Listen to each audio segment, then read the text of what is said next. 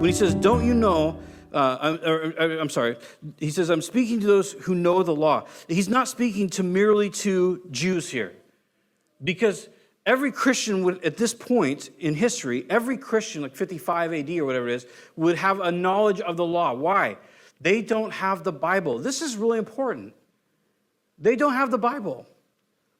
They don't have the Gospels. They don't have the book of Romans until right now. They don't have Revelation. They don't have really almost any of the letters. There's a couple of them. They don't have that. The Bible doesn't come until 300-ish, in the 300s AD. And then you have the Gutenberg press, right? So even though the Bible was collected, have you seen, well, there's not very many left, but if you look at those old school, the oldest Bibles that are there, what are they? They're handwritten.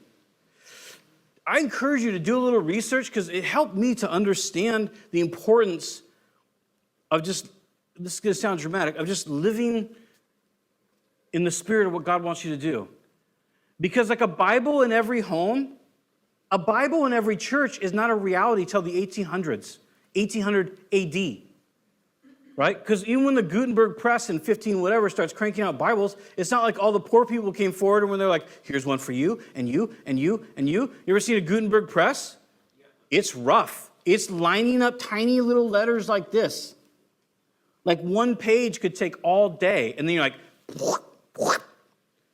one page down. I don't know how long yours is. Mine's like 1,700 pages. So this idea, like, I'm not suppressing the importance of the word. I'm just saying that the church lived without having a Bible, probably most of them in their churches, till 1800, realistically. So the word is important, it's glorious, all those things. But you know what's important also? Living according to the Spirit. Listening to what God has for you. Trusting in what he's doing in your life. So we're all about the Bible. We love the Bible. But all that to say is, what they taught out of was the Old Testament. That, and people that were basically approved of, and actually it's kind of cool because Blomberg referenced it too, that there were people that were recognized in the church, from the early church, as having the authority from the apostles to go around and to teach.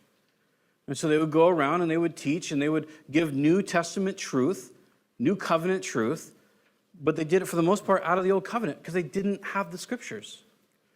I don't know about you, but I think you just kind of get saved and you're like, well, this is the Bible, and we say it's inerrant in its original forms and everything's all good. And we just think that, like, Paul was like, let's turn to, no, none of that's true. It didn't work like that until the 1800s, really. Did some big churches have Bibles? Yeah, really big churches. But as far as like some little place out in England or Germany or Israel or anything like that, the idea that they like came into a building and like, no. They taught out of the Old Testament. And so when he says, hey, those who know the law, he's talking to people that would be familiar with that teaching in the New Testament church. This is only 25 years after Jesus' crucifixion.